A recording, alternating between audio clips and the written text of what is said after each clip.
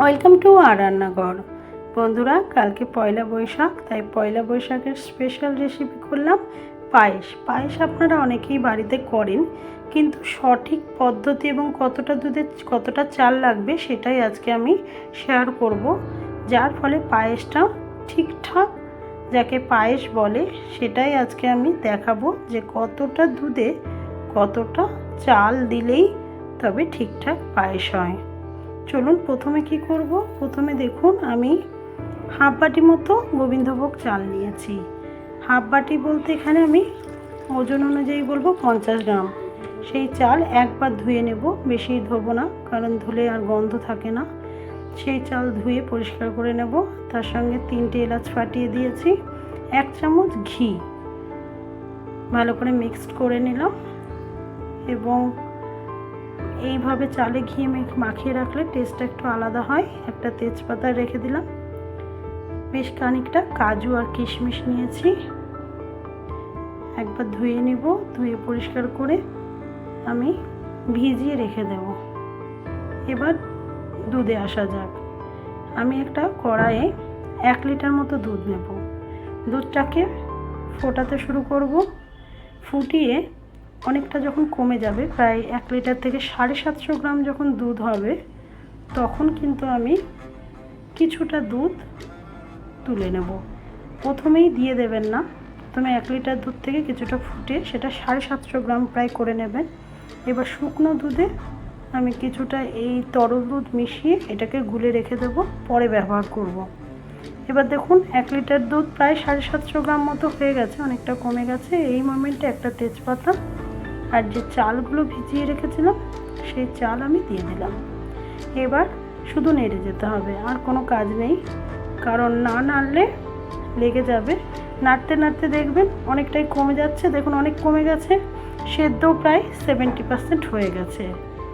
দেখলেই বুঝতে পারবেন, একবার হাত দিয়ে দেখিয়ে দিচ্ছি, অনেকটা সেদ্ধ হয়ে গেছে। তবে বলবো না যে পুরোটা সেদ্ধ হয়েছে, কিন্তু অনেকটাই সেদ্ধ হয়ে গেছে।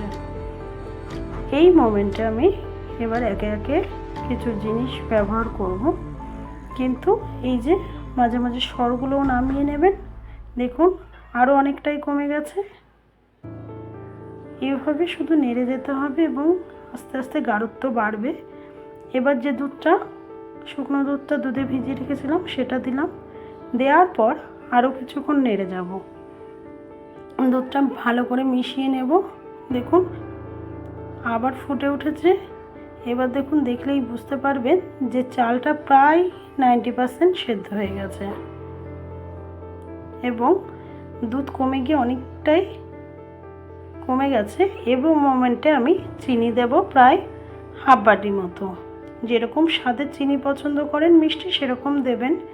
চাল সেদ্ধ না হওয়া পর্যন্ত কোনো মতেই চিনিটা ব্যবহার করবেন না।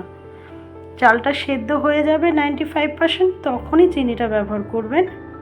দেখুন একদম দুধ আর চালের পরিমাণ মনে হচ্ছে সমান হয়ে গেছে। দুধও শুকিয়ে প্রায় 50 গ্রাম হয়ে গেছে, চালও 50 গ্রাম হয়ে গেছে। এই মোমেন্টে বুঝবেন যে আপনার পায়েস প্রায় রেডি। দেখুন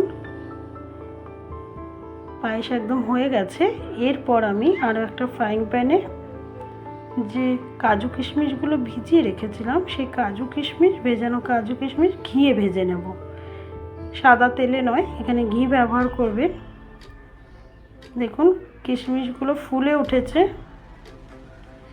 এবার চামচে করে কাজু কিশমিশগুলো আমি দিয়ে দিচ্ছি। পুরো ঘিটা ব্যবহার করব না, কাজু কিশমিশের যতটুকু ঘি উঠবে সেটুকুই ব্যবহার করব। আর এই সময় ফ্লেম অন করব না। এই সময় গ্যাসের ওভেন বন্ধ আছে, কারণ যদি গ্যাস জ্বালানো হয় তাহলে কিশমিশের একটা টক থাকে, সেই টকটা কিন্তু পায়েসে ছড়িয়ে যাবে। তাই সব গ্যাস ওভেন বন্ধ করেই কাজু কিশমিশটা মিক্সড করে নেব। দেখুন এইভাবে পায়েস একবার করে দেখুন, এত টেস্ট হবে যে আপনি ফ্রিজে রেখে খান এবং যদি তারপরের দিন নর্মাল খান, খেতে এত ভালো লাগবে। আমি তো এর পরের দিন পুরি করেছিলাম, ডাল পুরি, তার সঙ্গে এই পায়েসটা ইউজ করেছিলাম। খুব সুন্দর খেতে হয়েছিল।